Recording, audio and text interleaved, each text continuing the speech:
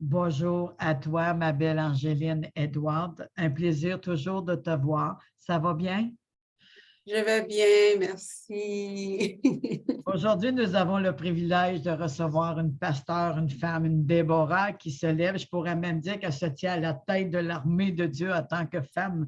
Et aujourd'hui, elle va nous raconter des témoignages, probablement des anecdotes, comment elle vit à travers les défis, à travers ses traversées de combats, de défis à la victoire. Dieu veut restaurer le sacerdoce de son peuple. Et à travers cette femme aujourd'hui que j'ai eu le privilège de connaître, pendant une formation dans une église à 2021. Et si non seulement c'est une femme de Dieu, mais elle est une amie, on peut toujours compter sur elle, elle a toujours voulu m'aider avec patience et c'est une femme qui est vraiment remplie du cœur de Dieu. Et aujourd'hui, j'aimerais beaucoup, à travers ce temps que nous allons passer ensemble, que tu me parles un peu de toi. Qui es-tu en tant que femme, personnellement, avec toi-même et aussi avec ton époux et ta famille? Mm. Merci beaucoup, Rivelyne. Écoute, c'est un honneur pour moi de pouvoir donner mon témoignage et parler de la part de Dieu des femmes, parce que parler de Dieu, c'est mon cri de cœur. Parler de Dieu, c'est ma passion, parce que Dieu a fait tellement de choses, il est merveilleux. Alors, comment ne pas parler de lui? Alors, c'est lui qu'on doit glorifier et à travers de mon témoignage, je veux le glorifier. Alléluia. Effectivement, mon nom, c'est Angéline Edouard. Je suis maman. D'abord, je vais commencer par le titre de femme. Je suis maman et mariée avec le pasteur Jacqueline Février. Et nous avons 7 enfants. Puis ça fait 25 ans, ben, cette année, ça fait 26 ans que nous sommes dans le mariage. Et il y a eu beaucoup de... La famille, elle est grande. Et effectivement, 7 enfants, nous avons parmi les 7, 4 garçons et 3 filles. Et tous les enfants, je peux dire, sont dans le ministère. Ils utilisent fonction à l'église, tout ça. Et ça va de projection, jeu à la musique, la batterie, la base, on voit tout. Les enfants sont dans le ministère réellement. Amen. Et c'est une grâce de la part de Dieu. Alors, je suis Angeline, maman, et aussi je suis travailleuse autonome. Et ça fait plus de 10 ans, je peux dire, que je suis travailleuse autonome. Et on a, en 2019, octobre 2019, on a implanté l'église Relance ta génération. Et 6 mois avant la COVID. Alors, la COVID nous a vraiment, je peux dire, on a beaucoup exploré dans la main de Dieu. On a vécu beaucoup de bénédictions, de grâce, de faveur dans la main de Dieu durant la COVID parce que, je veux dire, on a vu Dieu, la main de Dieu, la providence de Dieu dans le ministère. Malgré tout était fermé, puis on se retrouvait avec un loyer pour l'église. Les gens beaucoup avaient quitté, déconnecté de la foi parce que la pandémie est venue aussi refroidir la foi de beaucoup de gens aussi. Et puis, mais on voit que Dieu était là. Et je rends gloire à Dieu. Alors, voilà, on est dans le ministère, ça fait un bon temps, depuis 2019, octobre 2019, on a parti l'église. Et ça fait combien de temps je suis dans la foi? J'ai donné ma vie à Jésus-Christ en mai 2001. En mai 2001. Et je suis baptisée en 2003. Mon mari et moi, on s'est baptisés aussi en même temps. Je suis venue avant mon mari, puis tout ça. Et puis, voilà. Et puis, j'ai eu mon baptême de l'Esprit en 2008, le 30 mars 2008. Alors, cette date-là, je ne l'oublierai jamais parce que, écoute, c'était merveilleux, merveilleux, merveilleux. comment que le Seigneur m'avait visité pour ce jour-là. Et c'était drôle. Je faisais la vaisselle, la vaisselle, et puis je chantais un chant de Stephen Curry qui disait le Saint-Esprit est là, oui, tout peut arriver. Si vos cœurs sont ouverts, enfin. Et puis après ça, là, je commence à chanter, je chante. Je rentre dans, remplis-nous, Saint-Esprit, remplis-moi. Et puis tout d'un coup, il y a un feu qui me prend du pied jusqu'à la tête, qui monte, qui descend. Et là, je dis, ouh, un feu là, oh, qui me consumait. Et puis tout d'un coup, je me suis mis à parler en langue. Et puis ma première langue, c'était le mandarin. Je parlais en langue. Et puis le Saint-Esprit était venu tellement avec force. Et ça m'a pris quand même 30 jours pour apprendre à contrôler. Parce que chaque fois que j'entendais le nom de Jésus, le feu me prenait. Wow. C'était quelque chose. Alors, c'est pour ça que je dis, je n'oublierai jamais la date, le 30 mars 2008. Gloire à Dieu. Amen. Et voilà, j'œuvre beaucoup dans mon travail. Ben, je suis éducatrice spécialisée et je gère des ressources intermédiaires et tout ça auprès des enfants en déficience intellectuelle ayant des troubles de comportement graves et tout. Okay. Et c'est ce que je fais dans mon quotidien de tous les jours. Ben, je suis une femme très, très, très occupée. Et comment on me dit, comment que je fais? Mais je dis, c'est Jésus qui donne la force. Amen. Comme la parole de Dieu dit, je puisse tout par celui qui me fortifie. Et réellement, c'est Jésus qui donne la force. Comme Dieu avait dit au peuple Israël quand c'était le temps de Josué, Josué disait au peuple Israël que vous n'aurez pas la force de servir Dieu parce qu'il est un Dieu saint. Amen. Pour servir Dieu, il faut être sanctifié, il faut se sanctifier. Lorsque tu te sanctifies, tu reçois la force. Quand je parle de sanctifier, ça veut dire aussi la parole nous rend purs. La parole qu'on entend nous rend purs. La parole qu'on met en application nous rend purs. Elle nous donne la force, elle nous fortifie. Alors, de là vient ma force. Ma force vient dans la parole de Dieu.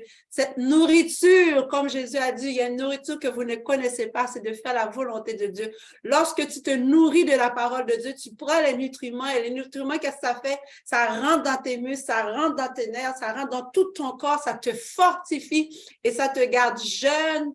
Alors, comme un buffle, et voilà, c'est de là que je prends ma force, c'est en Jésus-Christ. Si c'était moi, avec tout ce que j'ai durant la journée à gérer le travail, la maison, le ministère, c'est beaucoup, mais sans Jésus, pas de force. Amen. Et de là vient ma force. Alors, certainement, en tant que leader, mon appel, comment j'ai eu l'appel de Jésus dans ma vie? Wow! Comme j'ai dit, j'ai donné ma vie en mai 2001. Et Jésus est devenu dans ma vie parce que à l'époque, j'étais enceinte. 2 ans avant, j'étais enceinte, puis j'avais fait une fausse couche, puis j'avais perdu l'enfant. Et j'avais un vide dans mon cœur. J'étais catholique. Et puis tout ça. Puis j'avais un vide dans le cœur. Puis je pleurais tout le temps. J'étais aigrie. Chaque fois que je voyais des enfants, j'avais mal. Tu sais, j'étais frustrée. Et pourtant, j'avais déjà 2 enfants. Mais c'est venu me chercher cette perte cette fausse couche-là. Alors, qu'est-ce qui est arrivé? J'allais toujours à l'église catholique, à l'oratoire, je priais, je dis, oh Seigneur, fais quelque chose. Et pourtant, j'ai une amie, une tante, elle m'a dit, ben, je comprends pas, ta mère, elle est chrétienne et puis tu n'as pas suivi la voie de Dieu. Elle a dit, tu dois suivre la voie de ta mère, puis tout ça. Et je connais une petite église, il y a pas, à l'époque, je restais à Rivière-des-Prairies. Je connais une petite église là, puis il y a plein de jeunes, puis tu vas voir, tu vas rencontrer des choses. Et puis, à chaque dimanche, elle me dit, ben, pourquoi tu ne vas pas à l'église? Pourquoi tu ne vas pas à l'église? Et finalement, un beau dimanche, j'ai décidé, tout d'un coup, comme ça, je me suis levée, j'ai dit, OK, je vais aller à l'église. Effectivement, j'étais à l'église et il y avait la musique, tout ça. Puis mon cœur a été touché par une parole, un verset biblique. Et puis, c'est à partir de là, j'ai donné ma vie. Et puis, depuis là, je suis tombée en amour avec Jésus. C'est l'amoureux, l'homme par excellence que tu peux tomber en amour. Parce que lorsque tu tombes en amour avec Jésus, il y a une contamination. Il faut contaminer tout le monde parce que la joie est là, l'amour, la paix, la liberté. Tout est là. Alors, c'est impossible de rester inerte sans vouloir partager, déclarer, voici ce qu'il a fait pour moi. Voici l'homme qui m'a aimé premièrement. Alors, c'est pour te dire que Jésus, là, je l'aime éperdument. Je l'aime tellement que j'arrive pas à m'en passer. C'est comme ma drogue. Les gens, ils prennent la drogue pour des substances, pour oublier, pour jouer ou peu importe. Mais moi, Jésus, c'est ma drogue, la véritable drogue. C'est à moi. Alors, c'est de là viennent toutes les sources que je vis. Fais attention, tes pieds vont s'enflammer. Oh yes! Une bombe. Je suis une bombe parce que quand la parole de Dieu me prend, c'est... Écoute, j'aime vraiment la parole de Dieu. Jésus, il aime l'air que je respire dans le fond. Parce que l'oxygène, tout ce qui vient de lui. Sans lui, je ne peux rien faire. Alors, et voilà comment ma conversion, comment depuis ce temps-là, depuis que j'avais donné ma vie à Jésus, j'aimais aller évangéliser. J'aimais tellement évangéliser. J'allais dans les rues. Ça commençait comme ça.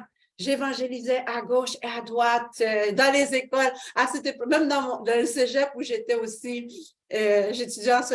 j'étudiais à l'époque en soins infirmiers et au lieu d'étudier, d'aller dans mes cours, j'étais en train d'évangéliser dans le cégep. Alors, imaginez comment que Dieu, mon Dieu, j'aime tellement Jésus, puis...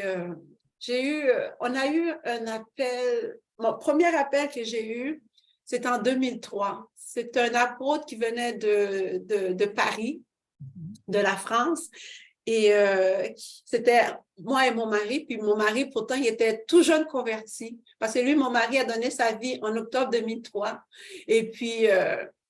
sous le verset, car le salaire du péché, c'est la mort, mais le don gratuit de Dieu, c'est la vie éternelle en Jésus-Christ. Et c'est ce verset-là qui est venu le chercher. Et puis, depuis qu'il a donné sa vie, et puis, quelques temps après, il y a eu une conférence. L'invité spécial, c'était l'apôtre. Et puis, quand il est arrivé, il a décidé de prophétiser, il a prophétisé sur nous en disant, vous allez être des apôtres. OK. Nous, ça ne nous dit rien, tu comprends? Puis, pendant longtemps, ça ne me disait rien. Ah, je disais toujours, je ne serai jamais pasteur, je ne veux rien savoir de pasteur parce que je vois la vie des pasteurs, comment ils mènent. Et puis, ils sont toujours occupés à gauche et à droite. Et puis, comment... C'est la tête de l'emploi, pasteur. Voilà, puis comment sont critiqués. Alors, l'appel de l'apostolat qui était son nom, et puis tout ça, jusqu'à ce que, tranquillement, comme je disais, j'évangélisais. Puis, à un moment donné, je suis tombée en amour avec la parole de Dieu. Et en 2006, je suis tombée en amour avec la parole de Dieu. Je ne pouvais même plus me dépasser, me séparer. J'étais une personne qui prenait au moins 4 heures de temps à 5 heures dans ma Bible. Il fallait que je lise, sinon je ne me sentais pas bien. Il fallait que je lis ma Bible comme ça. En plus, j'avais les jumeaux. Fait que j'étais une personne qui se levait à 4 heures le matin. Il fallait que je prenne mon temps de rafraîchissement avec Dieu. Je priais. Puis par la suite, j'allais passer mes 2 heures de temps dans la parole. Et puis 2 heures de temps en soirée.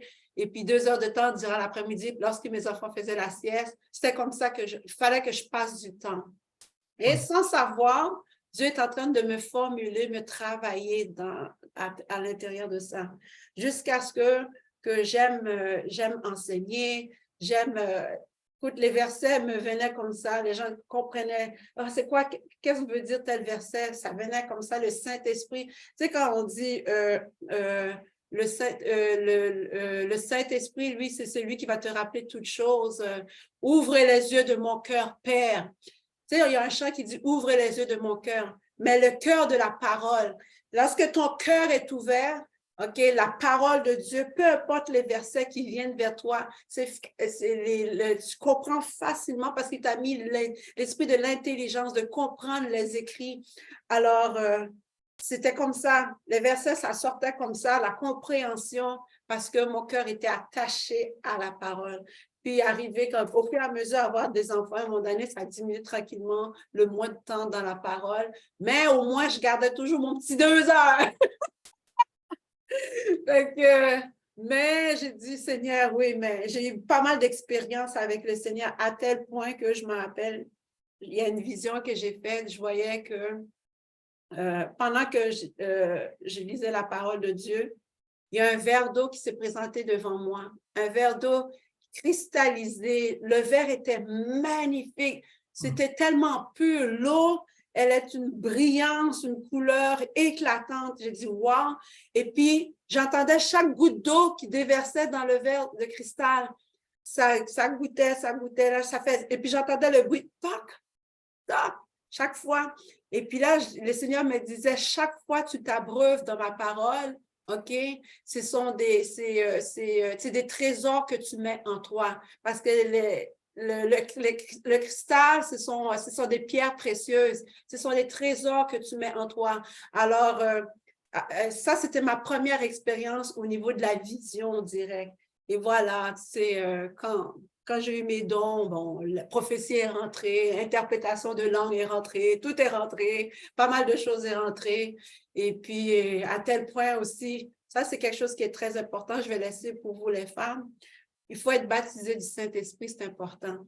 Avant d'être baptisé du Saint-Esprit, l'ennemi m'attaquait souvent dans mon sommeil. Il venait, il m'étranglait, il essayait de m'étrangler, il me tirait du lit c'est tout. Et puis des fois, à tel point, à un moment donné, j'étais enceinte de jumeaux et je tenais le lit et puis on me tirait. Fait que, puis un pied à gauche, un bras à droite et réellement, là, je me faisais vraiment attaquer. Et le jour quand j'ai eu mon baptême du Saint-Esprit, depuis là, l'ennemi n'a jamais venu attaquer mon corps, me toucher à mon corps, ou bien dès qu'il y a une présence ténébreuse dans la pièce, peu importe, je peux être en haut, puis je peux être au sous-sol, peu importe l'endroit, et je sens, quand il y a une présence qui rentre, je dis, qu'est-ce que tu fais, Satan? Sors de la maison. Dès qu'il y a une présence ténébreuse, je sentais tout de suite. Et c'est quand tu es baptisé de l'Esprit, c'est pour ça que le Saint-Esprit, femme, il faut être baptisé du Saint-Esprit parce que c'est ça le gage, c'est ça ce que le Seigneur avait promis. Et puis, quand tu es baptisé du Saint-Esprit, tu peux détecter les mauvais esprits autour de toi. Parce que sans le baptême de l'Esprit, tu ne peux pas détecter les mauvais esprits autour de toi.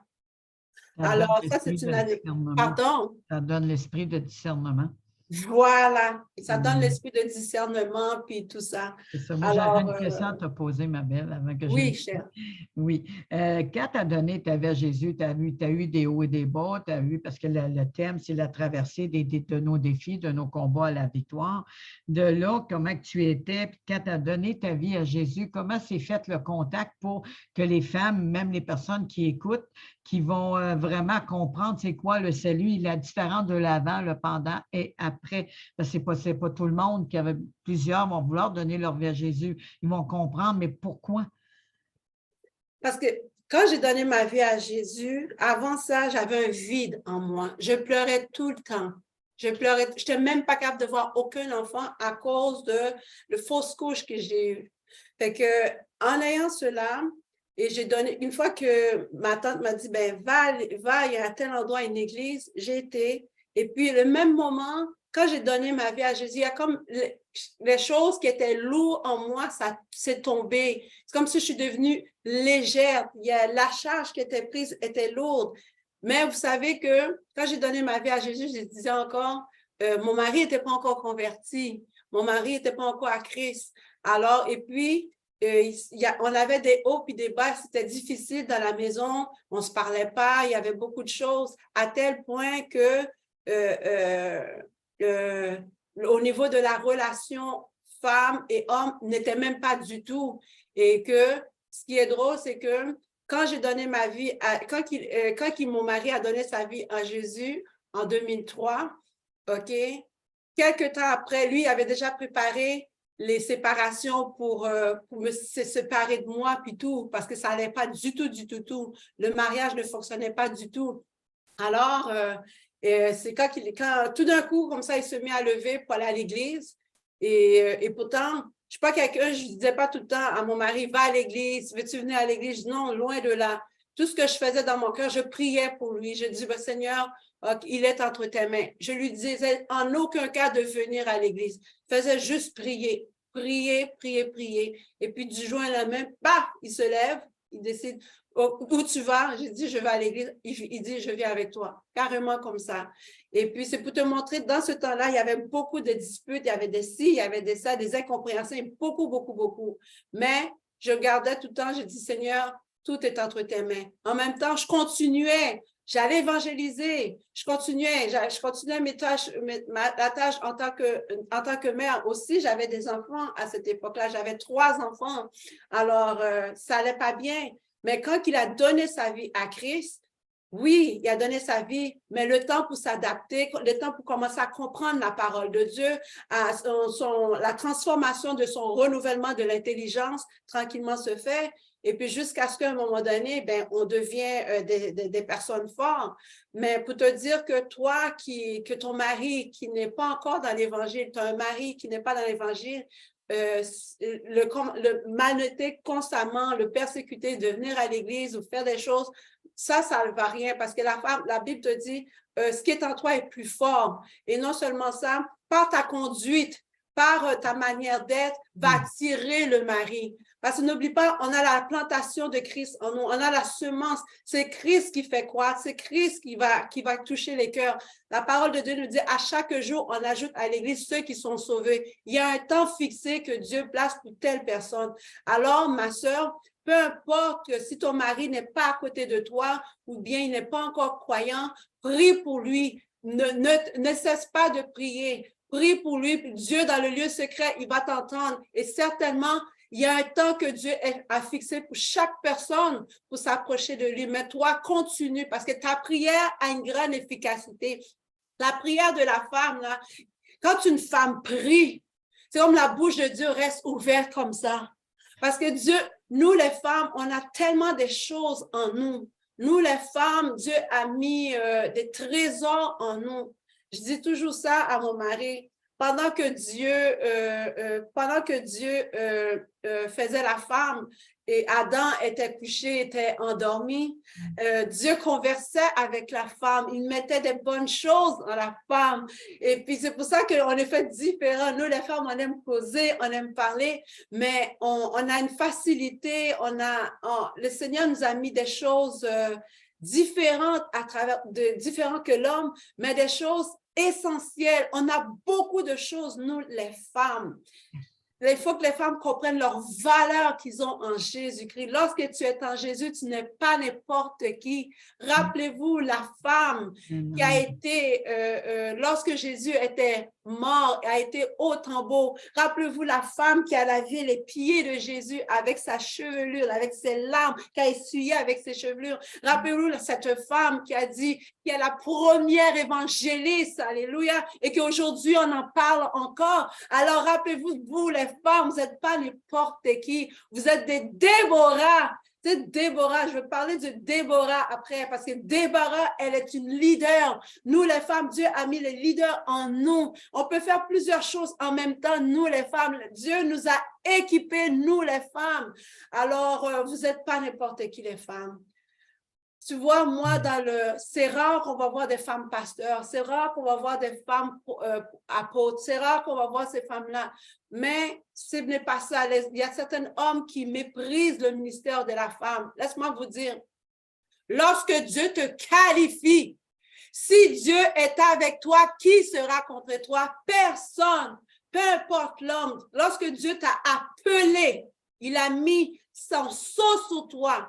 Il a mis son appel sur toi. Personne ne peut détourner de ton plan parce que c'est ça que Dieu a appelé. Alors, toi, en tant que femme qui dit, mais Seigneur, c'est quoi le ministère dans lequel que tu m'as appelé? Tu vas voir comment pour reconnaître comment que Dieu nous a appelés dans le ministère. Ce que tu fais là, si tu es une femme de prière, si tu es une femme qui aime aller visiter les gens, rendre service, si tu es une femme qui aime parler de la parole de Dieu, encourager d'autres femmes, ça, ce sont des choses précieuses. La femme n'est pas seulement être à l'église sur un podium en train de prêcher, pas forcément. Juste le fait de visiter une personne qui est dans le besoin, tu l'encourages, tu l'aides à faire à manger ou une tâche domestique, peu importe, ça a du prix devant Dieu parce que Dieu, lui, il est venu pour nous servir, mais nous, on est là pour servir les uns envers les autres. Alors, peu importe la personne, on doit servir. Alors, nous, les femmes, le Seigneur a mis les arts de l'esprit en nous. Il a mis beaucoup de choses en nous pour fonctionner, pour rayonner. Alors, je ne peux pas croire, une femme dit, « Oh, le Seigneur ne m'a pas appelé. » Le Seigneur appelle chaque femme dans le ministère. Et le ministère, c'est large, hein? Juste le fait de parler à quelqu'un, d'exhorter, le don d'exhortation, ou bien quelqu'un qui adore, qui loue, quelqu'un qui encourage. On a besoin des femmes qui aiment encourager. Wow!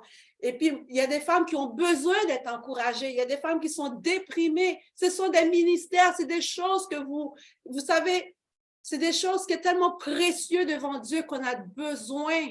On a besoin, parce que le pasteur ne peut pas tout faire, l'apôtre ne peut pas tout faire, tu comprends? Mais des femmes qui sont là, qui vont encourager d'autres, qui vont aider l'autre, on a besoin de ces choses. Des gens pour aller visiter des autres personnes qui sont à l'hôpital. On a besoin des gens, des femmes qui vont décider de dire, oh, moi je vais réunir 2, 3 femmes, on va aller aider telle femme dans la prière, on va aller mettre une bénédiction dans sa maison, on va aller mettre la pluie de l'arrière-saison dans sa maison, on va aller arroser. On a besoin de ces femmes. Il y a tellement de choses à faire dans le champ de Dieu. Le champ de Dieu est large. On a besoin de vous, femmes. On a besoin de Déborah. Le pourquoi des leaders. Le leader, c'est celui qui regarde le monde et qui dit comment je peux faire pour aider? Comment je peux faire? Alors, cette femme leader qui est Déborah, elle, qu'est-ce qu'elle fait? Elle va retrousser ses manches. Elle va dire, je peux aider. Dans où je peux être utile. Elle va voir telle tâche, elle va le faire. Alors, en tant que leader, nous, Dieu, femme, il a mis ce leader en nous. Bon. Tu peux être à la maison, tu es déjà leader avec tes enfants, pour amener tes enfants au Seigneur. Tu peux être dans ton travail. Tu peux être un leader dans ton travail parce que le Seigneur a mis la sagesse en toi. Il peut y avoir telle difficulté dans le milieu de travail et puis le Seigneur t'a donné la réponse et puis tu vas parler au patron, tu vas parler peut-être à ton collègue. Il y a tellement de choses qu'on peut faire dans le camp de Dieu. Alors, il y a de la place pour tout le monde, peu importe l'âge. Que tu sois jeune, que tu sois adolescent, vieillard, peu importe, le champ de Dieu est immense et il en a besoin. Comme la parole de Dieu dit, il y a beaucoup, le champ de Dieu est immense, il y a peu d'ouvriers. Il y a peu d'ouvriers. Alors, femme, toi qui es une Déborah, tu es bienvenue dans le champ de Dieu. Dieu a besoin des ouvriers et les ouvriers encore. Juste le fait d'aller tenir la main à une autre femme pour l'encourager à demeurer dans la foi, tu es une ouvrière pour le Seigneur. Tu es précieuse devant le Seigneur. Et le Seigneur, certainement, il n'y a rien qu'on fait de la part de Dieu que Dieu ne bénit pas. Dieu bénit et il bénit. Et les vraies bénédictions, c'est lorsque tu vois que l'autre a reçu de la part de Dieu. Et puis la personne est en paix, elle est joyeuse. Là, tu dis, oh, wow, Seigneur, c'est ça la vraie bénédiction. La vraie bénédiction n'est pas reliée fortement au niveau de l'argent, non, dans les biens matériels. Amen. Mais la bénédiction, quand tu vois que l'âme de la personne est libre, la personne, elle se reconnaît en Jésus-Christ. Quand tu vois ces choses-là, tu dis, oh Seigneur, quelle bénédiction. J'aimerais que tu pries, parce que là, ça s'est écoulé, de prier vraiment pour les personnes qui sont en couple et elle est chrétienne et lui, il ne l'est pas, de prier pour ces femmes-là, mais aussi avec des versets qui touchent les cœurs pour les personnes qui renouvellent leur amitié avec Dieu, que c'est vraiment important. Peux-tu prier là-dessus, s'il te plaît? Amen. Gloire à toi. Père éternel, que ton nom soit élevé, que ton nom soit béni. Seigneur, je te prie en cet instant pour des femmes, des couples qui sont en difficulté, Seigneur. Parce que tout ce que tu as fait dans le jardin d'Éden, tout était parfait. Tu as créé l'homme à ton image et à sa ressemblance, tout est parfait. Alors, Seigneur, à travers de ton Fils Jésus-Christ, Seigneur, tu es venu pour établir, Seigneur, pour nous mettre dans l'état initial dans la perfection. Alors, tu as créé le mariage est bon. Seigneur, tu as dit le mariage est bon. Tous ceux qui vivent des difficultés dans leur mariage, Père, je déclare la bénédiction, je déclare, Seigneur, la paix, je déclare, Seigneur, que tout vent, Seigneur, que tout vent qui n'est pas de toi, tout bouillon, tout tourbillon dans leur vie, Seigneur, fasse silence dans leur vie. Maintenant, peu importe, Seigneur, Père, les difficultés que la femme vit cet instant, Seigneur, si le mari, elle n'est pas là, si le mari a quitté, Seigneur, mais Seigneur, il n'y a rien qui retourne vers toi sans avoir fait son effet, Seigneur.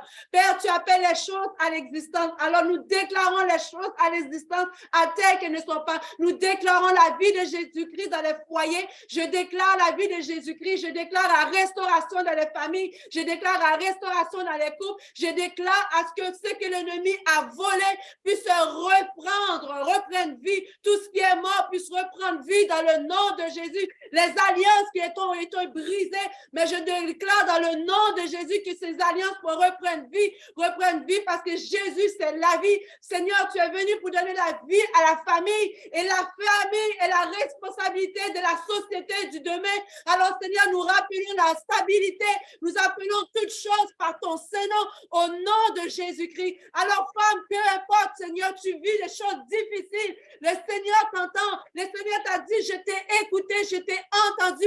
Ne pleure pas. Regarde mes yeux, que mes yeux soient fixés vers moi. Regarde mes yeux, je suis là, je suis celui qui pourvoit tes besoins. Ton mari est là, prie pour ton mari, femme, prie pour ton mari. Homme, si tu as une femme qui n'est plus, prie pour ta femme. Au nom de Jésus, prie pour tes enfants. Alors j'appelle la restauration dans les foyers au nom de Jésus. Alléluia. Oh, tu as dit dans Proverbe 31, c'est lui qui a trouvé une femme, a trouvé le bonheur. Le bonheur se trouve en toi, Seigneur. Le bonheur se trouve uniquement en toi. Alors nous déclarons que le bonheur se produit dans les foyers. Nous appelons le bonheur de Christ, Seigneur, dans le cœur des foyers, Seigneur, de ceux qui te cherchent. Alléluia. Alors, Père, maintenant, tout ce que l'ennemi a volé, nous les appelons au nom de Jésus-Christ. Amen.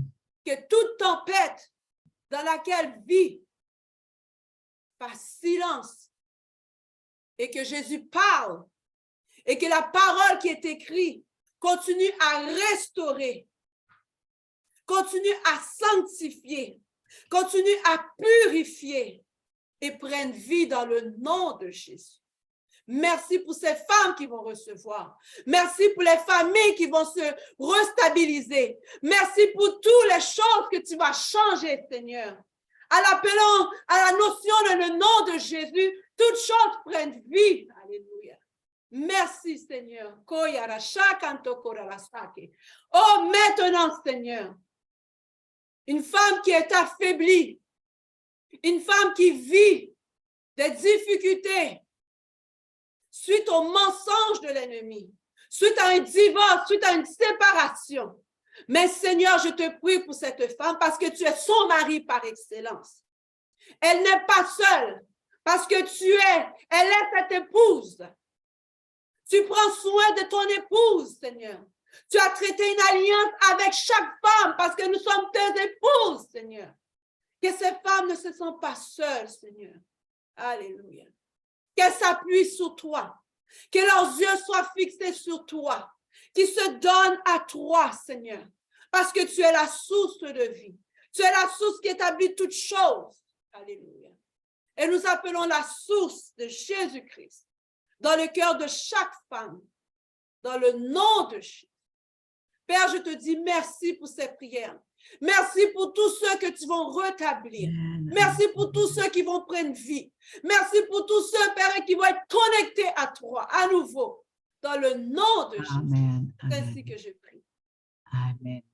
Amen. Moi, comme le verset que Dieu m'a donné pour le ministère des éclaireuses, C'est le psaume 68, 12, Louis II. Et sur la parole de l'Éternel, les messagères de la bonne nouvelle sont une grande armée. Et pasteur Angéline fait partie de cette grande armée, comme chacun de nous, dans nos territoires, dans nos appels, la Déborah au foyer, la Déborah avec les enfants, la Déborah qui vient en aide, comme ça a été expliqué. Ce sont des clés, c'est des choses importantes qu'on doit se lever, se tenir dans la brèche, se lever pour quelqu'un qui a besoin. On doit prendre position. Il y en a beaucoup qui ont eu des difficultés, ont eu des rejets et des abandons. Donc, les personnes qui ont vécu ces rejets-là, qu'est-ce que la parole dit pour encourager ces femmes-là pour se lever et qu'est-ce que le mari pourra faire pour aider aussi? Gloire à toi. Je vais prendre Déborah. Vous savez que Déborah, elle était prophétesse. Elle était un leader militaire. Elle était une femme. Elle était juge. Non pour juger en tant que le bien et le mal, mais elle était juge dans le fond de ramener les femmes, le peuple Israël à Dieu. C'est cette différence qu'elle faisait. Et Déborah aussi, elle était puissante. Elle était leader, elle était aussi dans le monde politique. Alors, on voit que Déborah, elle avait beaucoup de qualités. Et le Seigneur, lui, il utilise toutes ces femmes.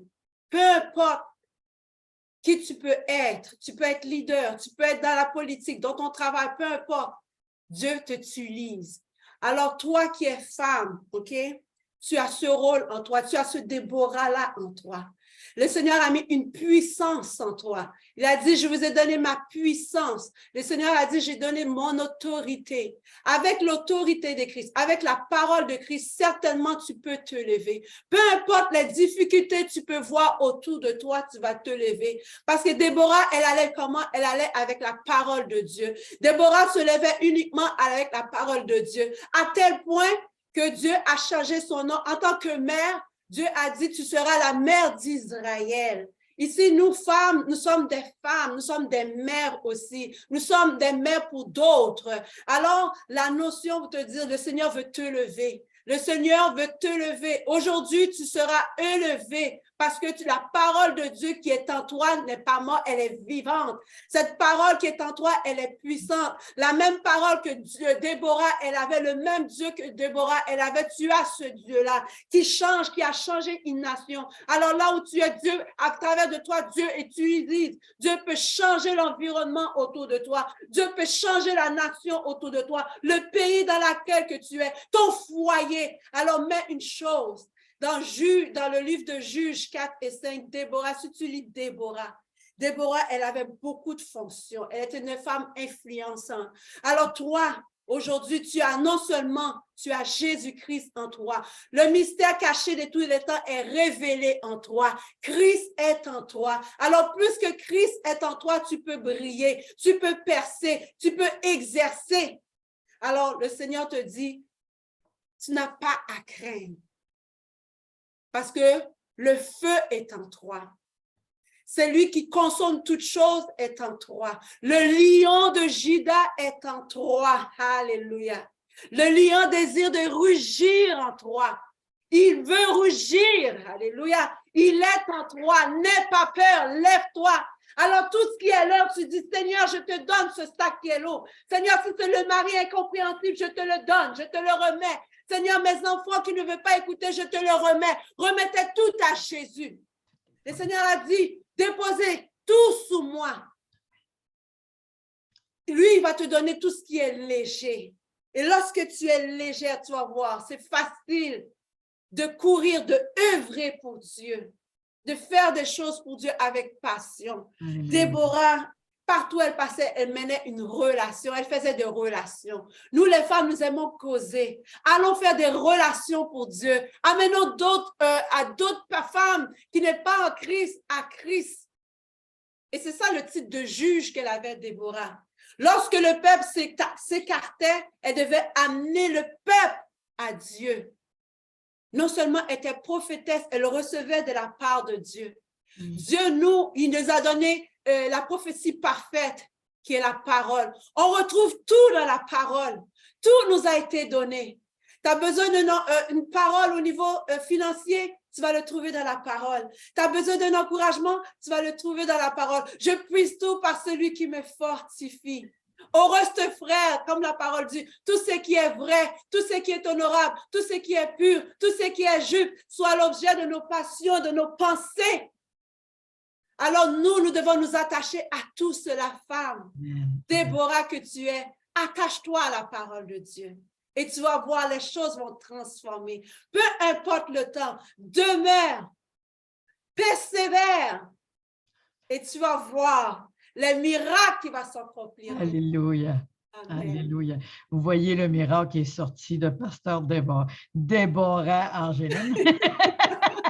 Elle est une femme qui travaille, je ne sais pas, il y a 24 heures dans une journée, je ne sais pas si ça prend le temps vraiment de dormir, mais ça doit parce qu'on a besoin de sommeil. Mais non seulement une combattante, elle est une mère de famille, elle est une femme au foyer, elle s'occupe de son mari, elle a dit qu'elle avait un travail aussi singulier, autonome. En plus, elle aide des personnes à la pastorale. Et là, elle ne l'a pas dit, mais elle se prépare pour le déménagement. En tout cas, il y a plein de choses qu'elle est en position d'action. Mais dans tes positions d'action, d'activité, hyperactivité, comment tu fais pour être dans le repos? Oh. Le repos. Le repos, qu'est-ce que dit la parole là-dessus, le repos? Il y a un temps pour chaque chose. Comme a dit dans l'Ecclésiaste, il y a un temps pour prier, il y a un temps pour rire, il y a un temps pour se reposer. Dieu, il est vrai que je fonctionne beaucoup dans ma journée, mais je me mets un temps, dans le sens que à partir de 10 heures, j'arrête tout le soir. J'arrête. C'est mon temps. C'est mon temps de repos parce que il faut se reposer. Parce que lorsque tu ne prends pas le temps de te reposer, tu donnes beaucoup d'énergie. Comment tu fais pour te recharger? Tu as besoin d'être rechargé. Le corps, c'est quand même une enveloppe, ce n'est pas un robot. Elle a besoin d'être fonctionnelle aussi. Alors, mon temps de repos aussi, parfois, je prends des vacances. C'est quand je dis, OK, Seigneur, je dois prendre des vacances. On prend des vacances. Je prends beaucoup de vacances avec mon mari, aussi avec les enfants de temps en temps. Mais le plus, c'est que parce que Dieu a établi les choses comme correctement. Ta relation avec Dieu, ta relation avec ton mari. Après, c'est la famille, les enfants. Après, c'est l'emploi. Puis, après, c'est le ministère. Mais Dieu est en priorité en toutes choses. Après Dieu, c'est le mariage, le mari. Parce qu'avant d'avoir des enfants, c'était le mari. Alors, il faut être capable de mettre toutes choses en priorité. C'est-à-dire, il faut donner le temps aussi pour le mari, le temps aussi pour les enfants, le temps aussi pour le ministère. Il est vrai que dans le ministère, parfois, ça nous draine parce que à force on fait beaucoup de counseling, les familles, surtout dans le mariage, il y a beaucoup de couples qui sont en difficulté. Nous, on fait de counseling, puis même aussi, on fait des délivrances pour ceux qui ont besoin de délivrances, de guérisons, puis tout ça.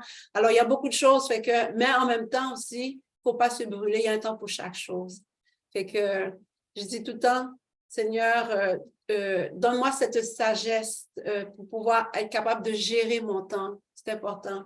Parce que j'ai vu que pendant la pandémie, j'étais en rénovation. J'avais été en rénovation dans l'autre maison avant que j'ai vendu.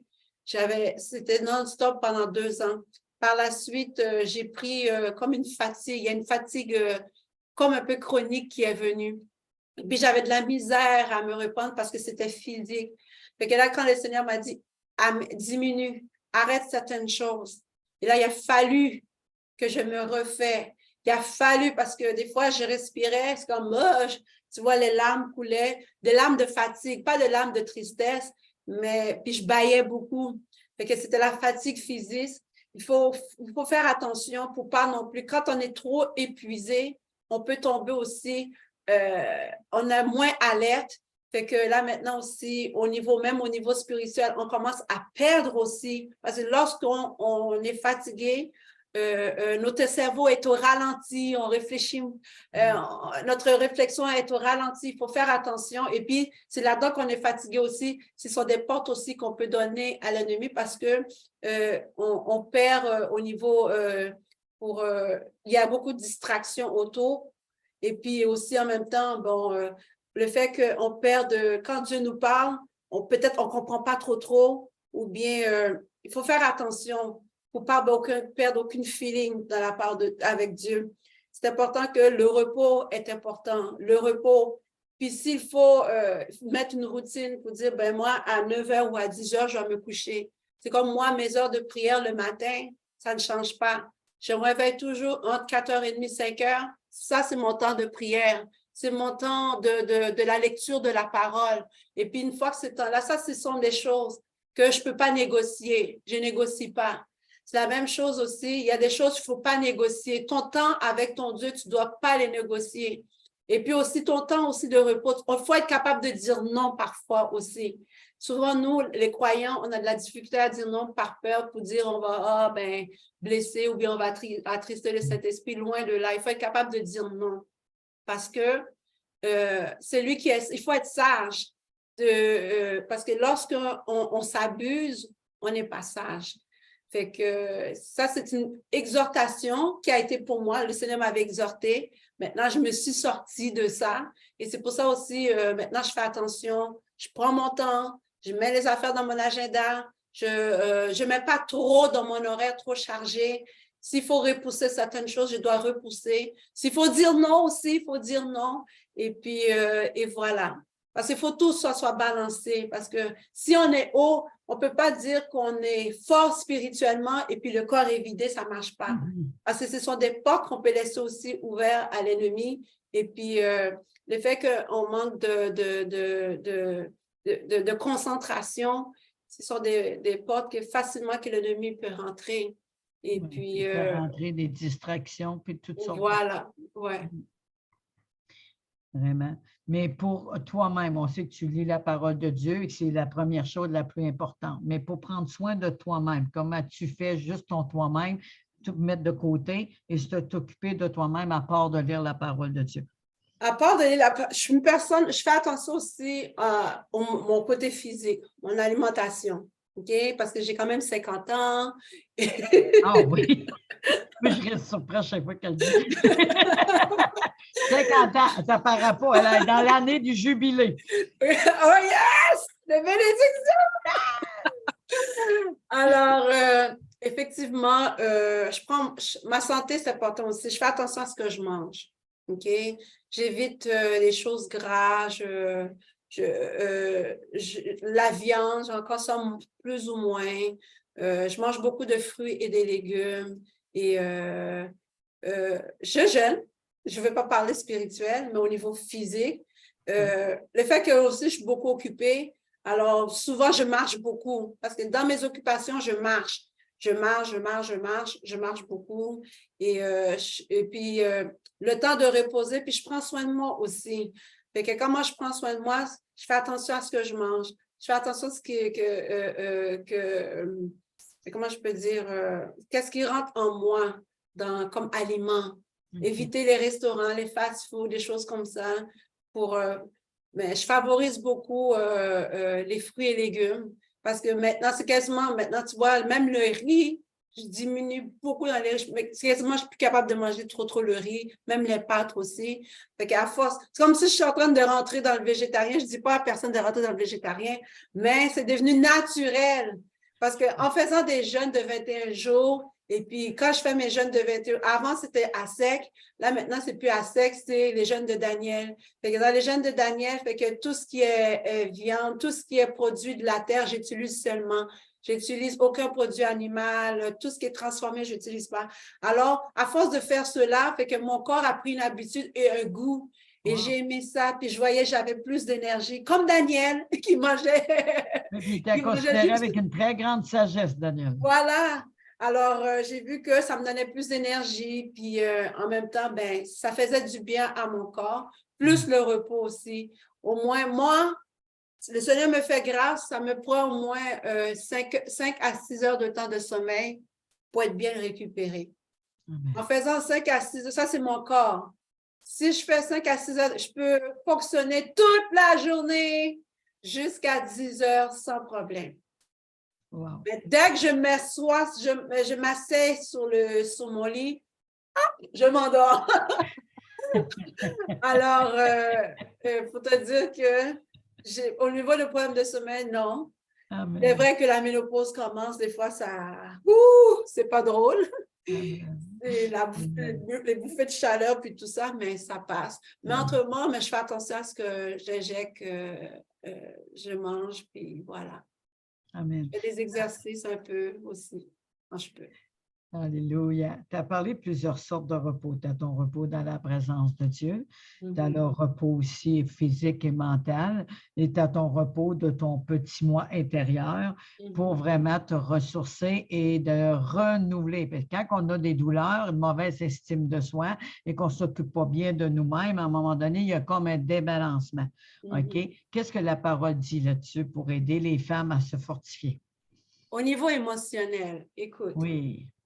Au niveau émotionnel, il faut être capable de reconnaître qu'est-ce qui ne va pas en soi. Le verbaliser. Et là, une fois que tu reconnais qu'est-ce qui ne va pas, c'est que tu dois faire des actions. Prends l'exemple, je vais juste donner un exemple simple de pardon. Le pardon, vous allez voir s'il ne faut pas le minimiser, c'est tellement important. Le pardon est une force en soi qui vient te libérer.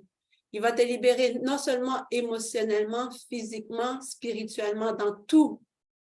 Et ça même enlève les poids qui sont sur toi. Moi, parmi un de mes témoignages, quand j'étais enfant, j'étais abusée sexuellement par mon père. Et le pardon, il a fallu que je l'exerce. Et autrefois, j'étais une personne qui était très angoissée, j'étais une personne, comment je peux dire, frustrée, méchante, puis tout. Mais lorsque j'ai compris, le Seigneur m'a approché pour dire, tu n'as pas encore pardonné à ton père. Et pourtant, mon père était décédé. Il fallait que au niveau émotionnel, il fallait faire ce nettoyage-là. Parce que ça venait aussi, ça bloquait dans ma relation intime avec mon mari. Et parce qu'à chaque fois, je voyais des images, j'entendais le son de mon père, puis toute la voix, puis tout ça, ça venait, ça affectait. Mais émotionnellement, des fois, ça n'allait pas tout le temps bien. Mais qu'est-ce que je faisais? C'est que quand le Seigneur me dit, tu dois pardonner, je devais pardonner. Pardonner, non pas seulement avec les lèvres. C'est de que, Seigneur, je dis, Seigneur, il fallait que je prenne la parole de Dieu. Je priais avec la parole de Dieu. Je disais, Seigneur, voici ce que je vis présentement là. OK? J'ai mal à l'intérieur de moi. Je ne suis pas capable de faire ci. Je ne suis pas capable d'avoir de bonnes relations avec mon mari, puis tout ça, s'enfuir, peu importe. J'ai un mal. Là, au niveau, là, j'ai dit, Seigneur, fais quelque chose parce que j'en peux plus.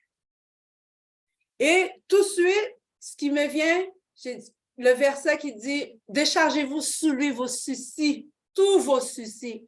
Là, j'ai dit, Seigneur, cette frustration, le viol que j'ai eu, la blessure, le interne qui est en moi, je te le remets. J'en veux plus. Et puis, je le priais avec force. Au début, c'était avec rage parce qu'il fallait que ça sorte. Après ça, ça a été prière, ça relâchait, je pleurais. J'ai dit, Seigneur, j'en peux plus, je le remets entre tes mains. Là, une fois que je remis à Dieu, puis tout d'un coup, il y a des choses comme des charges lourdes qui descendent. C'est comme ton cœur est moins serré. Tu sais, ton cœur est moins lourd. Et cette mine de tristesse n'est plus. C'est comme la joie vient. Et pour accentuer encore plus sur le pardon, je vais parler par rapport au pardon, le pourquoi c'est tellement important. Je me rappelle, autrefois, j'allais dans une église et puis le pasteur, elle avait l'esprit de Jézabel, elle avait affecté beaucoup ma famille, ça avait détruit pas mal au niveau ma famille. Et puis, cette femme-là, elle était malade et elle était mourante. Puis un jour, le Seigneur me dit, je veux que tu ailles visiter cette femme-là à l'hôpital. Elle m'avait fait beaucoup de mal à mes enfants et à mon mari et à moi, cet ancien pasteur-là. Et le Seigneur dit, je veux que tu ailles acheter un bouquet de fleurs pour elle. Je dis, Seigneur, elle m'a fait du mal, elle m'a fait ci, elle m'a fait ça. Et pourtant, je disais, non, Seigneur. Le Seigneur dit, va acheter un bouquet de fleurs pour elle. OK.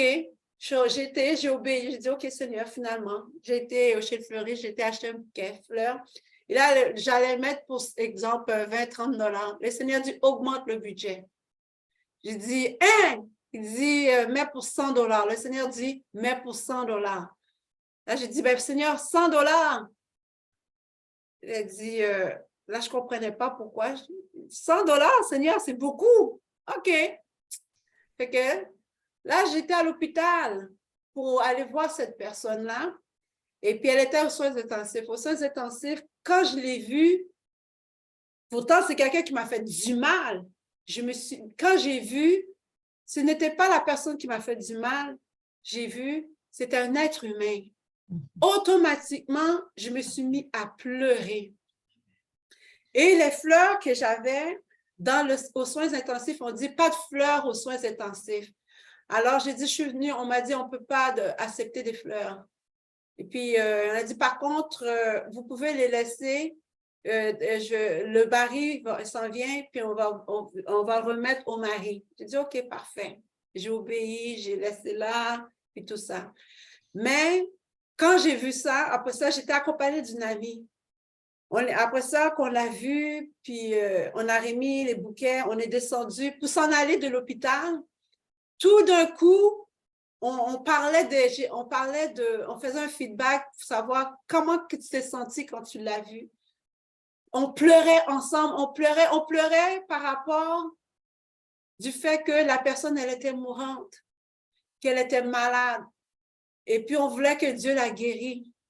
Et puis, tout d'un coup, c'est que c'est drôle, on commençait à prier pour cette femme dans l'hôpital. On priait. Imagine-toi quand le Seigneur dit, priez pour vos ennemis, priez pour ceux qui vous persécutent. Dans le fond, on n'a pas d'ennemis. Notre ennemi, c'est Satan, le diable, tout simplement. Alors, tout d'un coup, j'ai senti une corde qui s'est cassée en deux dans mon ventre. Et cette corde-là, ça a été une libération. On priait pour cette femme pasteur, on priait. Et wow! Et là, j'ai vu, au niveau émotionnel, il y a une paix, il y a une fraîcheur qui est venue rentrer.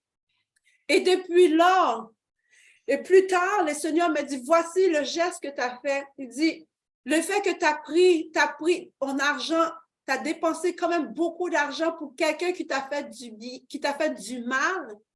Ça dit l'action que tu es allé faire, aller porter une fleur, c'est dans le but de surmonter le mal par le bien.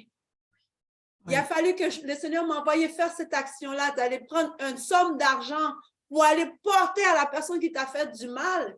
Et en l'investissant dans un bouquet de fleurs, j'ai dit, wow! Et c'est là que j'ai compris le sens du pardon réellement. Et le pardon, ça libère. Le pardon, c'est une guérison. Le pardon, c'est un remède puissant qui vient équilibrer au niveau émotionnel, qui vient équilibrer ton âme, ton cœur, et même elle t'amène la joie. Alors, je peux te dire, le pardon. Moi, je parle du pardon. Si vous avez une personne dans votre cœur que vous retenez, il faut absolument le relâcher. Je ne vous dis pas de faire comme moi, d'aller acheter un bouquet de fleurs de valeur, mais il faut faire une action. Le pardon a besoin d'une action, de surmonter le mal par le bien. Peu importe le geste, le fait de prier, d'intercéder, si tu es capable de prier pour ton ennemi qui t'a fait du mal, qui voulait qui a déclaré la mort pour toi, écoute, je te dis, en vérité, vous allez voir, il n'y a rien, il n'y a aucune parole qui retourne vers Dieu sans avoir fait son effet. Non seulement spirituellement, physiquement, tu auras moins de troubles, tu seras moins anxieux, tu auras la paix, la légèreté, le sourire et les traits dans le front vont diminuer. C'est parfait. Je vous dis, le pardon, c'est important, mesdames. Vraiment, c'est important. Amen, amen, amen. Pardon aussi, c'est un sacrifice, c'est que c'est se sortir de nous-mêmes pour faire un sacrifice d'amour, comme Jésus est venu en personne, un sacrifice d'amour à la croix. Il s'est complètement sacrifié.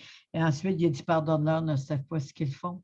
Et à travers les fleurs, mais là, il fallait que tu mettes un gros montant avec ta fête, un sacrifice d'amour, un sacrifice qui a brisé ton toit, ton orgueil, ta manière de voir les choses, tes perceptions. Et ça a été le premier pas qui a fait la brèche. Est-ce que tu peux prier pour ces personnes-là, ma belle? Oh, yes. Père, je te prie pour toute personne qui peut être blessée, qui a beaucoup de difficultés à pardonner, Seigneur. Tu as dit à la croix, Père, pardonne-leur car ils ne savent pas ce qu'ils font. Seigneur, peu importe le péché, qu'il soit rouge comme les pois moisis, Seigneur, tu pardonnes. Parce que ton objectif, c'est que tu veux que ton enfant vit et qu'il change de conduite. Seigneur, parfois les blessures internes nous bloquent, nous empêchent d'être libres en toi, nous empêchent d'être guéris, nous empêchent, Seigneur, d'obtenir nos bénédictions. Alors j'appelle, Seigneur, le pardon dans le cœur de chaque personne, Seigneur. Toute personne qui a la difficulté, Seigneur, qui ne savent pas comment pardonner, Seigneur.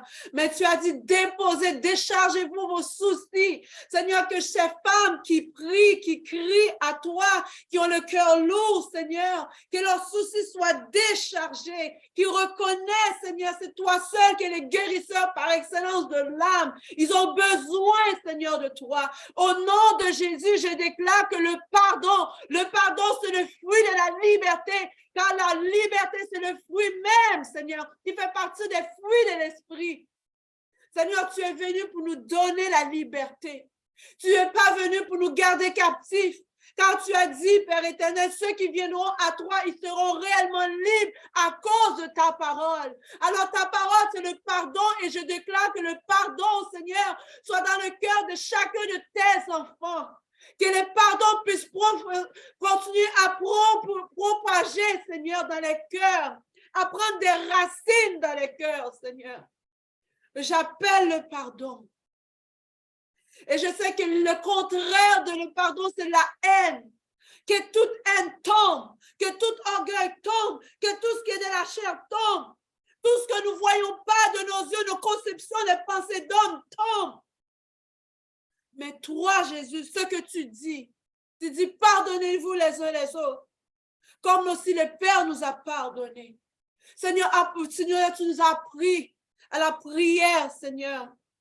Dans Matthieu chapitre 6, comment prier? Seigneur, le pardon est le signe même. Tu es venu, Seigneur, réconcilier le monde. Tu nous as pardonné nos péchés. Alors, Seigneur, que chaque personne soit réconciliée avec toi, réconciliée avec d'autres à travers le pardon.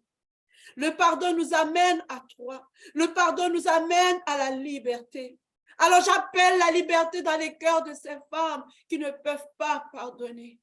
Qu'aujourd'hui, dans le nom de Jésus, qui prennent position, qui dit aujourd'hui je décide de pardonner. Seigneur, viens visiter mon cœur. Apprends-moi à pardonner comme il se doit, afin que je sois libre, afin que je sois guéri, afin que je prenne mon envol en toi et que mon cœur soit libre.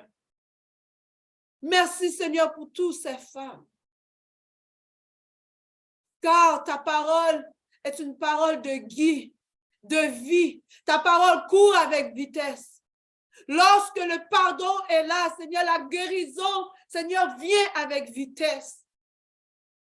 Les fruits s'en mêlent. Les fruits de l'esprit, qui est l'amour. Tu nous appelles à aimer. Parce que l'amour est dans ton camp.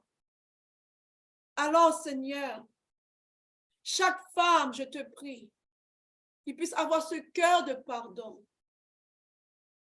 Approchez-vous de votre Père céleste, dit le Seigneur. Il veut vous montrer comment pardonner. Ne gardez rien dans votre cœur. Le Seigneur est celui qui aime. Il aime son enfant. Tout comme un père aime son fils, le Seigneur vous aime. Le Seigneur nous aime. Il veut que nous apprenions à pardonner afin de demeurer. Parce que le Seigneur dit, si vous m'aimez,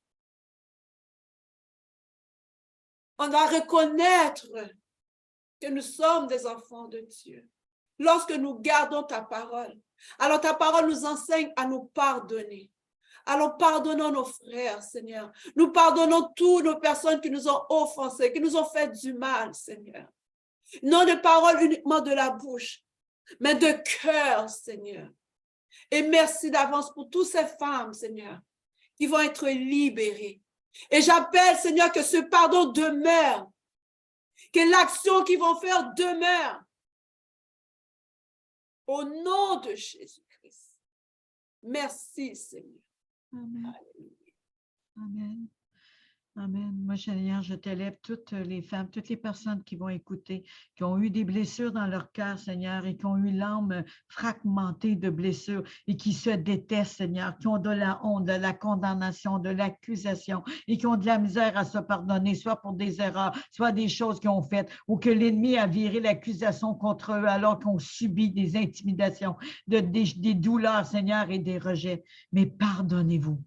Apprenez à vous parler. Apprenez à vous aimer. Comme c'est dit dans la parole, je pense que c'est le psaume 34, 19, que mon âme reconnaît que les œuvres de Dieu sont admirables. Que cet amour vienne vous toucher. Vous êtes les œuvres de Dieu. Vous êtes des sacerdoces royales. À ceux qui viennent à Jésus ce soir, réalisez cet amour qui surpasse toute connaissance, longueur, largeur, hauteur, ou profondeur, comme c'est dit ici dans Éphésiens 3, à partir de 14. C'est pourquoi je me mets à genoux devant Dieu le Père, de qui toute famille reçoit son nom dans les cieux et sur la terre. On reçoit son nom.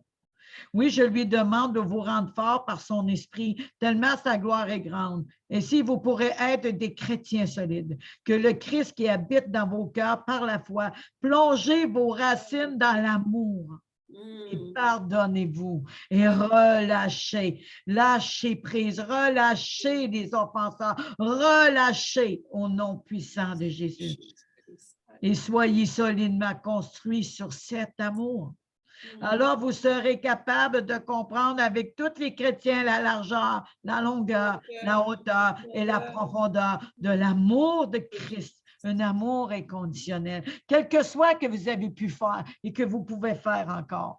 Il dit qu'il nous aime d'un amour éternel et nous conserve ses bontés. Il nous aime d'un amour inconditionnel, non pas parce qu'on le mérite, parce qu'il est le Dieu, il est un Père pour nous. Réalisez ce privilège d'être aimé. Vous n'êtes plus délaissés, vous êtes ses bien-aimés. Il prend plaisir en nous. Il prend plaisir. Vous connaîtrez cet amour qui dépasse tout ce qu'on peut connaître. Vous recevrez toute la vie de Dieu. Il habitera totalement en vous. L'importance de donner notre vie à Jésus. L'importance d'ouvrir notre cœur et de dire, je te donne mon cœur, je te donne ma vie, prends tout et pardonne-moi. Viens dans mon cœur, Seigneur, je t'accepte comme Seigneur et Sauveur parce que tu as pris ma place à la croix. Et Seigneur, je veux que tu rentres en moi parce que tu as donné l'esprit de consolation. Tu l'as remis. Je le veux. Je veux cet esprit de consolation. Je veux renouveler mon amitié. Je veux connaître cet amour, Seigneur. Parce que tu as pardonné. Tu m'aides à pardonner, Seigneur. Oui, vous recevrez toute la vie de Dieu. Il habitera totalement en vous. Dieu agit en nous avec puissance. Et quand nous lui demandons quelque chose, il peut faire beaucoup plus. Alléluia. Oui, ça dépend tout ce qu'on peut imaginer pour nos familles, pour le couple, pour le mari, pour les célibataires, pour les mauvaises nouvelles. Il peut faire beaucoup plus que ces choses et ces trésors de ce monde. Abandonnez. Relâchez, approchez-vous de lui, il s'approchera de vous. Il peut faire beaucoup plus. Oui, sa puissance dépasse tout ce qu'on peut imaginer. À lui la gloire dans l'Église et par le Christ Jésus dans tous les temps et pour toujours. Amen. C'est vraiment important aujourd'hui, tous ceux qui Mm. écoutent. Si vous avez donné votre vie à Jésus et que vous avez besoin d'être renouvelé, pensez à Éphésiens 3, de 14 jusqu'à la fin, parole de vie. Christ est amour. Apprenez à vous aimer, quelles que soient les fautes, Jésus vous a aimé. Il a pris votre place à la croix pour vous aimer, pour déverser, et il vous a payé le grand prix. Notre Rédempteur est vivant. Alléluia. Soyez guéris, soyez restaurés. Le Rédempteur est vivant. Elle a le 50 ans pétillant. Moi, j'ai donné ma vie à 50 ans, Jésus. Alléluia. J'ai donné ma vie à 50 ans à Jésus. Et j'ai été sur le bord de la mort. Je voulais mourir, des crises existentielles. Je m'arrachais la peau. Et quand j'ai connu Jésus, oh wow, j'étais plus la même. Je m'aime aujourd'hui au lieu de m'arracher la peau. Je m'aime parce que j'aime celui qui est en moi. J'aime mon mari qui était infidèle. J'ai été demandé pardon en plein dans un magasin. Le Seigneur a brisé mon orgueil. Alléluia. Les chaînes ont tombé. Et un deuxième souffle est venu. Merci pour ce deuxième souffle que vous avez. Merci pour ce pasteur, ce Déborah qui donne des clés pour renouveler l'espoir. Nous sommes à la tête de l'armée. Gloire à toi, Jésus. Et le Seigneur parle à travers nous ce soir parce qu'il y a des plans magnifiques pour vous. Et ces plans aujourd'hui que je pourrais demander pour terminer, à travers tout ceci, Seigneur, merci. À travers tout ceci, les hauts et les bas, de la femme que tu es aujourd'hui, qu'est-ce que tu conseillerais aux hommes et aux femmes pour vraiment, parce que les femmes sont appelées dans un ministère, mais ce n'est pas tous les hommes qui sont d'accord. OK, on sait qu'il y a eu des doctrines, il y a eu des enseignements religieux, mais comment mettre un équilibre pour que la femme qui est leader, qui travaille dans une église, pasteur ou enseignante, et que l'homme puisse aider sa femme à épauler, tout en gardant le mari qui est, on sait, qui est le chef, tout dans un respect. Comment que la femme, le couple peut fonctionner à travers ça? Premièrement, lorsque tu fais un service, tu le fais à Dieu. Amen. Et il faut mettre dans nos têtes que l'autorité, c'est Jésus-Christ. C'est Jésus qui est le chef de l'Église. Et dans Jésus, il n'y a pas ni homme ni femme. On est tous pareils. Il veut dire que le couple, oui, il y a l'homme est plus haut que la femme, mais lorsqu'on est en Jésus, lorsqu'on travaille pour Christ, Christ ne voit pas l'homme, il ne voit pas la femme, il le voit égal. Et il y a une chose qui est importante que nous-mêmes, on applique, mon mari et moi, c'est que toute chose, on le fait à Dieu. Et puis rien, il n'y a pas de compétition. Il n'y a pas il y a pas plus, tu as plus d'onction, moins d'onction. Non, Dieu a donné la foi. Dieu a donné tout ce que Dieu donne, il les a mis en nous. C'est-à-dire, dans mes forces, lui peut être fort. Là où j'ai des lacunes, lui, il va être fort. Là où il a des lacunes, je peux être fort. Nous sommes là pour compléter le travail, le ministère. Alors, il ne doit pas avoir de compétition. Et là-dedans, Dieu, lui, c'est que lorsque les deux travaillent ensemble, pour dire que c'est pour l'avancement du royaume, je le fais non parce que je veux le faire pour plaire à Dieu. Ma femme est avec moi, mon mari est avec moi. On est ensemble, on travaille ensemble pour le royaume de Dieu. Non pas pour ma petite partie, pour me faire voir, pour me connaître plus haut. Non, loin de là. Mais c'est que je travaille pour Dieu. Lorsque on met dans notre tête qu'on fait toutes choses pour Dieu, il n'y a pas de compétition. L'homme est égal, la femme est égale parce que, regarde, Jésus a utilisé la femme pécheresse, Marie de Magdalène, la grande évangéliste. On te voit qu'elle a été évangélisée. Alors, c'est une grande évangéliste. Dieu utilise tout le monde, peu importe le sexe, Dieu utilise. On voit même Déborah qui était prophétesse. Tu comprends? On voit des femmes, Déborah qui était juge, Hulda qui était prophétesse aussi. Il y a Dieu dans le ministère, c'est l'orgueil, c'est l'homme, c'est la religion qui met des séparations, qui met des divisions. Mais dans le corps de Christ, il n'y a pas de division. Dieu ne l'a pas mis à moitié dans un homme, une partie dans un homme. Il n'a pas mis une partie dans la femme, mais quand il s'est mis pleinement en chacun de nous. Amen. Alors, on a reçu tout de Dieu, c'est pour servir son prochain. Alors, c'est pour cela que ce que j'encourage, femme, tu as pleinement ta place dans le ministère. Homme, tu as pleinement ta place dans le ministère. Pour vous, vous travaillez de un en commun, main dans la main. Vous dites, Seigneur, avec toi, nous allons dans l'armée du Seigneur en tant que soldat, en tant que guerrier, pour aller chercher les âmes. Amen. Que l'ennemi tient captif. Parce que lorsque ton cœur bouille pour les âmes, tu n'as pas le temps de commencer à réfléchir. Ah, tu ne dois pas prêcher, ce n'est pas pour toi, tu ne dois pas faire ci, tu ne dois pas faire ça. Non, il n'y a pas ça. Parce que lorsqu'on va comparaître devant Jésus, il n'y aura pas ni homme ni femme. On va être des esprits. Le sexe n'existera plus. Le sexe, non, on va être des esprits.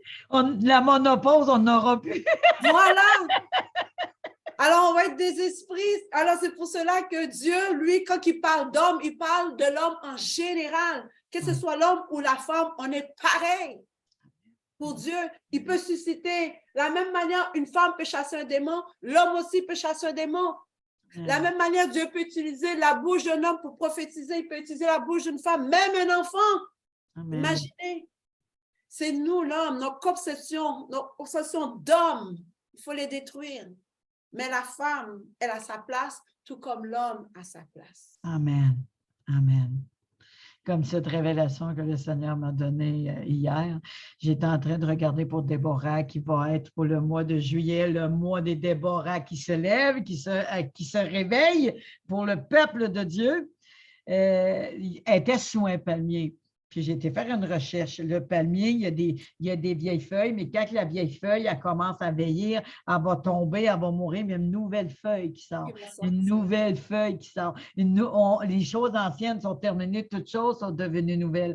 Mais elle a le côté négatif, féminin, masculin dans le même arbre, comme une femme et un homme. On a le côté hormonal féminin et masculin. Amen. Il faut que les deux soient en équilibre. Si celle de l'homme est plus haut, le caractère il joue. Si celle de la femme est plus haut, qu'on a chaud. Mais il faut qu'ils soient égal.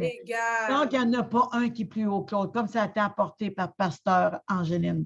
Il n'y a pas un qui est plus haut que l'autre. Les deux ont un fonctionnement et une mission d'être ensemble pour apporter un équilibre. Et c'est la même chose spirituellement dans un ministère. Et c'est de faire Jésus qui est le centre de nos vies. Soyons des Déborah sous ce palmier et soyons égales ensemble. L'homme a sa place, mais n'oubliez pas, il n'est pas plus haut que nous, mais c'est lui qui est le premier parce que Dieu est le chef de Christ. Christ est le chef de son Église, l'homme de sa femme. Mais non pas pour dominer la femme, mais pour bénir sa femme, comme Jésus prend soin de son Église, l'homme doit prendre soin de sa femme. Quand elle ne va pas, il doit la dorloter puis la peaufiner.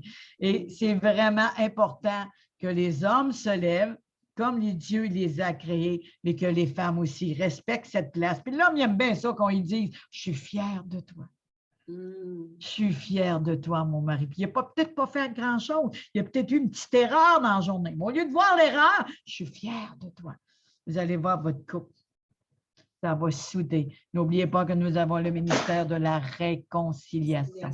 Au nom de Jésus, je remercie le Seigneur. En passant, j'ai bien beau d'avoir donné ma vie à 50 ans. Je suis rendue à 66 ans, puis je me sens plus jeune que jamais par la grâce de Dieu. Amen. Vous te rajeunissez comme l'aigle. Alléluia! Yes. Et ceci est en lien avec la mosaïque au service de l'Éternel sous la bannière des éclaireuses, des guerrières se lèvent pour briller dans la barque de la vie et regarder comme ma sœur brille. Vraiment, tu es un exemple de rayonnement, ma belle. Et si tu as un dernier mot à dire ou une reconnaissance à l'Éternel pour couvrir ça, je te laisse la parole. Il y a le verset que le Seigneur vient mettre dans mon cœur. la référence, pas trop, mais il se dit, voyez quel amour le Père nous a témoigné pour que nous soyons des enfants de Dieu. Dieu fait toutes choses dans l'amour. Il n'y a rien qui a été fait sans l'amour. Si on ne fait rien dans l'amour, qu'est-ce que c'est? Alors, c'est pour cela que nous devons veiller dans notre cœur plus que toute chose, car d'elle viennent les sources de la vie. Alors, nous devons notre cœur, nous devons veiller à ce que l'amour, personne ne nous prive, qui vient enlever l'amour de Christ qui est en nous. Cet amour qui a été fait à grand prix, qui a manifesté. Gardons, chérissons l'amour de Christ en nous. Et puis, à travers de l'amour, il y a beaucoup de choses qui vont se manifester. Tout comme on voit l'anneau olympique, ça s'attache, sont liés ensemble. Mais lorsque tu es dans l'amour, tu deviens lié. Tu es formé. Alors, le Seigneur nous appelle à nous formuler les uns les autres dans l'amour. Comme on a parlé, Déborah, elle avait un amour pour son Dieu. Elle avait un amour pour Israël, le peuple. Elle avait un amour pour servir. Elle avait un amour pour rétablir la connexion. Alors, le Seigneur veut que nous ayons cet amour. Demeurons dans l'amour, toujours là avec le pardon. Alors, voyez quel amour le Seigneur nous a témoigné. Il nous a témoigné d'un amour excellent, un amour qui ne prendra jamais fin, un amour qui n'a ni hauteur, ni largeur, ni profondeur, un amour immense de l'éternité. Alors, demeurons dans l'amour de Christ, qui est sa parole. Alléluia. Merci, Seigneur, tu te fais don comme amour dans nos vies. Merci pour toutes ces femmes, Seigneur, qui aiment, qui vont aimer, qui vont apprendre à t'aimer, à aimer d'autres, Seigneur. Parce que ton amour, c'est notre gage. Ton amour, c'est le signe numéro 1 de tout être qui se réconcilie avec toi. C'est l'amour. Alléluia. Merci pour l'unité de l'amour. Merci pour ma sœur, alléluia, Evelyne, Seigneur, qui fait ce ministère, les éclaireuses, Seigneur, avec amour, passionné, Seigneur. Oh Seigneur, que son amour continue à augmenter davantage dans tout ce qu'elle fait pour toi, Seigneur. Merci pour cet amour véritable dont tu as planté, qui est la parole de Dieu dans son cœur. Alléluia. Cette parole, Seigneur, qui est amour, elle veut le transmettre à d'autres, qui soient attirés à ton amour éternel. Alléluia. Merci, Seigneur. Bénis-la davantage. Et tous ceux, Père éternel, qui n'ont pas encore connu ton amour en cet instant, Seigneur, que leur cœur soit touché par ton amour véridique, ton amour qui est puissant, ton amour qui est pur. Alléluia. Merci, Seigneur. Merci, Père éternel, pour ton amour. Alléluia. Amen, amen, amen, amen, amen, amen. Merci Seigneur parce qu'il est écrit que tu enlèves toute choc sur les épaules, tout poids, tout fardeau à l'instant même. Sont revêtus de fardeau léger, humble et doux et écoutez l'instruction, c'est-à-dire ce que Dieu dit dans le nom puissant de Jésus. À tous ceux qui écoutent, il va y avoir le lien de la prière du salut. Il va y avoir les versets qui sont écrits, qui vont être écrits, mais il va y avoir aussi le email, si tu veux donner ton courriel. Des fois, si quelqu'un aura besoin de te poser des questions, s'il y aura des personnes qui auront besoin de te contacter, Pasteur Angeline, de me donner ton email. Moi, je vais y mettre le mien. Le mien, c'est les éclaireuses, /, lève-toi à commercial@hotmail.com. On va écrire ces coordonnées-là et écrivez-nous. Écrivez-nous pour vous aider, pour prier avec vous. Tout simplement, Dieu m'a touché, m'a délivré. Le pardon est venu. J'ai pardonné à telle personne. Vous avez un témoignage, vous avez quelque chose à partager. Gênez-vous pas. On est là pour vous. Et vous l'écrivez, ça reste en privé entre nous et le Seigneur. Et de même pour la belle Déborah qui amène l'espoir dans la vie des autres. Et soyez des Déborah qui se lèvent. Et vous verrez, Déborah veut dire abeille. Elle butine la parole de Dieu. Elle embaume l'air d'un bon miel. Je remercie le Seigneur pour ce temps magnifique que j'ai passé avec toi, ma soeur. Ça a été vraiment génial. Merci, Seigneur. Merci à toi. À bientôt. Merci. Bye Je bye. t'aime. Je vous aime. Je vais faire parvenir mon courriel. Amen. Amen. Amen. Merci, Papa.